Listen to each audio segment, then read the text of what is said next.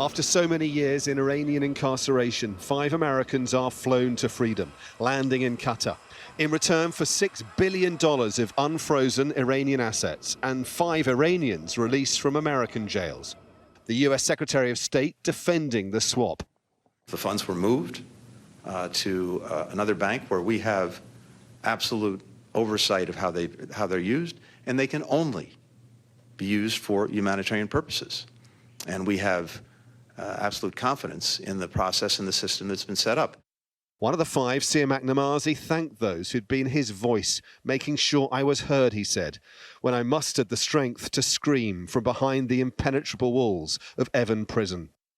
Among the 5, British joint national Murad Tabaz, whose family had said they were abandoned by the British government while he was in jail. In New York at the United Nations, Britain's Foreign Secretary defended the way Murad's case had been handled. We have been focused throughout Murad's period of incarceration on getting his full release. And so we've been working very closely with the US government on this. I'm very, very pleased now that he and others will be returning home. Also leaving Iran and on the way to the UN, Iran's President Ibrahim Raisi. He'll be speaking at the same think tank as the Foreign Secretary is chosen to address on the same day. Mr. Cleverly is defending that decision. Critics will say he's a man with blood on his hands and that this simply isn't the time for him to be here addressing those kind of panels. Well, as I say, if he's going to put himself in front of the kind of questions that no doubt will come, then I'd be very interested to see his answers, how he attempts to justify what from the UK's position is completely unacceptable behaviour.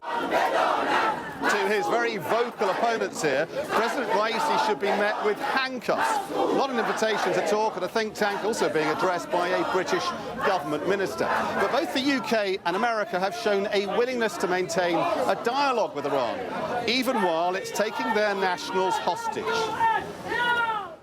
And critics argue is likely to take even more, while it continues being rewarded for hostage diplomacy.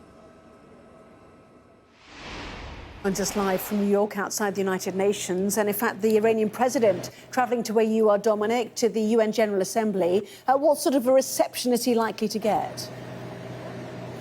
Yeah, that's right, Anna. In fact, he's in a hotel just down the road. I think he's going to be greeted with controversy.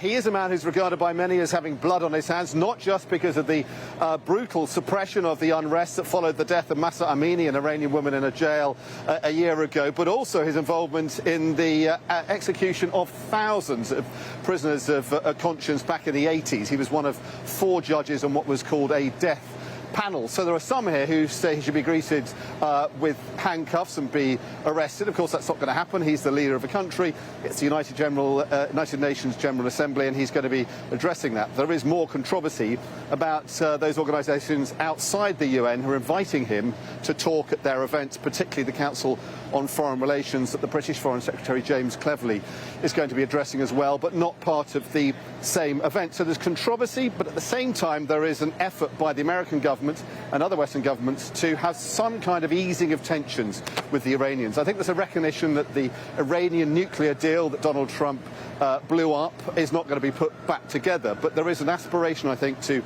ease tensions, reduce sanctions and try and persuade the Iranians to behave more responsibly. So I think that's part of what's happening here this week diplomatically, and I think the families of hostages who've been released and others still being held are slightly uneasy by the fact that that hostage diplomacy, that effort by the West to get their hostages back, although it's going to put families back together, is encouraging the Iranians to take more, but it also is too much part of that diplomatic effort to ease tensions with the Iranians, and therefore may encourage the Iranians to do more of what is this despicable process and practice of taking British and American and other Western nationals hostages to try and get political gains in return.